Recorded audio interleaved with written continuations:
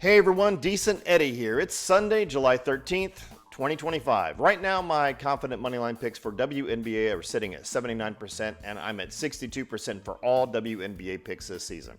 It's a little low compared to my NBA numbers, which were 87 and 66 respectively, and NFL numbers, which were 82 and 74. But hey, for the first time doing WNBA, for my first time doing basketball period, I'm okay with it. Like, subscribe, comment, hit the bell for daily picks before tip-off on the day of the game. And remember, always check matchup and injury news about 20 minutes before tip-off before finalizing picks. It matters today, okay? My goal is to help you make more informed decisions. While my data set focuses on moneyline picks, my analysis may also be useful for spread and over-under bets. Let's get into the games. We've got a few of them. Wings take on the Fever. Fever get a sub-optimal pick with a 2.869 differential, equating to a 63% chance to win by my data. The market has the Fever as 10-point favorites, implying an 84% chance win probability for the Fever, according to the books. The over-under for this game is set at 174 points. The books love the Fever. I still have a notable degree of uncertainty about the Fever. Layering in the qualitative insights, we have the Wings. They're a young squad, flashes of brilliance there, but the team's depth is a consistent issue. The road record is a dismal 2-9. That highlights their struggles away from home. Their offense can score, but their defense is definitely a weakness, ranking among the bottom of my data set. The Fever are loaded with star power. They exhibit strong offensive and defensive metrics. They're a respectable team. They've had their inconsistent moments, and they burned us with that inconsistency, but their capability is high. And you know how people hate that. You're so capable of more. Crucially, in their head-to-head matchups, the Fever are dominant. Recently. Considering all these pieces together for our against the spread prediction, the market has a pretty large 10-point spread on that game. Considering the data, this points to the possibility of a closer contest than 10 points if you look at the data that we've got and the quantitative. While the Fever's recent dominance qualitatively supports them, the number value of the differential suggests the Wings may be able to keep this within striking distance. Therefore, I'm considering going with the Wings getting the 10 points against the spread. For the over-under, based on that overwhelming head-to-head trend on both teams' tendencies to put up points and to concede them, I like the over 174 points. The money line, the Fever are my favorite. Books like them too, but given that suboptimal classification, I would consider this a more cautious play than a confident one. All right, moving on, it's Dream taking on the Liberty. The Liberty get a danger pick from my data with a tight 1.237 differential. That equates to a coin toss, about a 52% chance for the Liberty to win by my numbers. The market has the Liberty as 4-point favorites on the spread, which implies about a 65% win probability for them according to the books. The over-under for this game is set at 167 points. The books like the Liberty more than I do, and I've got a very notable degree of uncertainty on this one. Been burned by the Liberty before, just like with the Fever. Looking at the qualitative information, the Dream have been a bit inconsistent lately. They're cooling off with 4 losses in the last 6 games, including a recent tough one against the Fever. However, they do have the ability to put up points. I mean, in the data set, these two teams are close in a lot of metrics with a few exceptions. The Dream's overall defense can limit scoring, but some teams still find a way to get assists and boards against them. That equates to more scoring opportunities. They've also struggled against the spread recently and are still without Holly Winterburn. Now, the Liberty, they're a top-tier group. Inconsistent, though they sometimes can be. When their stars are clicking, though, they've become almost unstoppable. They've shown they can tighten up defensively, too. The big concern for the Liberty is their injury list. They may be without a concerning number of players in this game, and it is imperative that you do a final check of who's actually starting this game about 20 minutes before tip-off. It could be all the news you need to make your choice here. They do have a strong 8-2 home record, but even at home, they've been inconsistent against the spread this season. Considering all these pieces together for the against the spread prediction, the market has the Liberty as 4-point favorites, but with the Liberty's extensive injury list and Dream's ability to put up points, this makes me think that 4 points could be a stretch.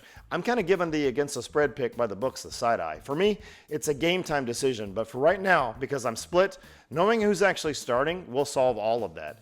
For now, I'm honestly looking at the Dream with 4 points against the spread. For the over-under, with both teams showing offensive firepower and their head-to-head history consistently hitting the over, I'm going to go with over 167 points here. The Liberty are favorites on the money line by my data, and the books like them too, but given the slim differential in my data between these two, I'm going to call this a no play for my people. I'm going to still take the Liberty to track my data, though. Next up, Sun versus Sparks. Sparks with a decent Eddie confident pick here with a 4.816 differential favoring the Sparks. The current market has the Sparks as significant 11.5 point favorites and are implying the Sparks win probability at 83%. The over-under for this game is set at 162 points. However, when we turn to the qualitative information, things get interesting, especially with that 11.5 point spread. The Sun are in a bad spot for sure.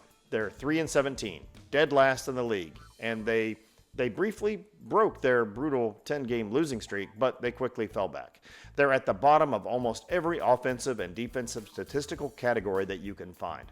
To make matters worse, they're still without Mabry, who's sidelined with a knee injury, plus Jaylen Brown is out. They're a rebuilding team, and that is just the way it is. Sparks aren't exactly setting the world on fire either, sitting at 6-14 with 7 losses in the last 10 games. They're coming off a sloppy home loss with 22 turnovers. You can't win games if you can't hold onto the ball. While they theoretically have more talent than the Sun, their abysmal 1-8 home record is a major red flag. They're also missing Cameron Brink. They can score, but their defense isn't great, and they struggle to put teams away. Honestly, the Sparks are not in a position to be a double-digit favorite over anyone at this point, and I wouldn't expect the Sparks to run away with this game either. Both these teams are near the bottom in scoring margin, which tells you not to expect a blowout from either side, regardless of the talent gap. So, against the spread, it's possible Sparks won't cover a big number like this. I might be taking the Sun getting the 11.5 points against the spread. And remember what I said the other day, could have been yesterday, 2 days ago. When the Sun are double-digit underdogs, they actually tend to cover that spread. This is a fade of the market's confidence, not a fade of my favorite. The over-under, you've got 2 teams with bad defenses. The Sun are last in points allowed. The Sparks aren't far behind. Despite the Sun's offensive struggles, both teams could find a way to score given the defensive matchups. I'm suggesting taking the over 162 in this game. Moneyline, the Sparks are my data's favorite. The books agree with that sentiment. It's simple. I'm taking Sparks on the money line. All right, let's wrap it up. It's Mystics versus Storm. Storm get a suboptimal pick with a 2.869 differential, giving them a 63% chance to win outright by my data. The market has the Storm as 6-point favorites on the spread. They imply about a 62% win probability for them by the books. The over-under for this game is set at 159 points. The books and I are in alignment here on this one, but that suboptimal tag means there's something in my model that isn't giving it full confidence, and it is a little tricky. The Mystics are currently 10-10, riding a nice 2-game winning streak. They are a defensive-minded group, and their offensive struggles suggest their record road win is a concern. They've only got 3 wins on the road, guys. They're also without a couple players. The Storm are a respectable offensive unit, and their defense is decent. They do have a few key players out in this first matchup of the season against the Mystics. Against the spread, the market has the Storm as 6-point favorites, which lines up pretty well with my differential, even though my system tags it as suboptimal. The Storm are a better team, especially at home against the Mystics team that struggles to perform on the road. Despite the suboptimal caution and the Storm's own injuries, the decent defense and home court advantage against the Mystics' struggling offense leads me to lean towards the Storm covering the 6-point spread.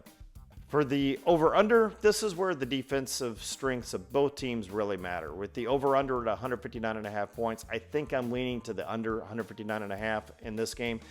The money line, well, I mean, the Storm, they carry a suboptimal attitude in the game by my data. The market does say Storm. Neither of my data or the book's data are saying it's a slam dunk, though. There is value here for the Storm. I am going to be taking the Storm on the money line to be true to my data. You do what you want. I'm saying it's a cautious pick. Not a terrible pick, not a confident pick, and not a just right pick either. Exercise caution, all right? All right, quick recap. Decent Eddie confident picks. We've got one. It's the Sparks. Decent Eddie suboptimal money line picks. We've got the Fever and the Storm. Danger moneyline picks. It's the Liberty. For parlays, as you know, I will include confident picks and parlays. So if you put the Sparks in a 2-leg with another leg at odds between -400 and -450, your win probability is about 69%. Add a third leg in that range, your probability drops to 55%. That's still over 50%. You add that third leg and leave it there. Don't go anywhere further than that. I will always be okay with up to a 3-leg parlay if you have odds in those legs between -400 and -450. You do that, you're your win probability stays above 50%, which is what we want. I never recommend more than a 3-leg parlay due to the risks of combined probabilities.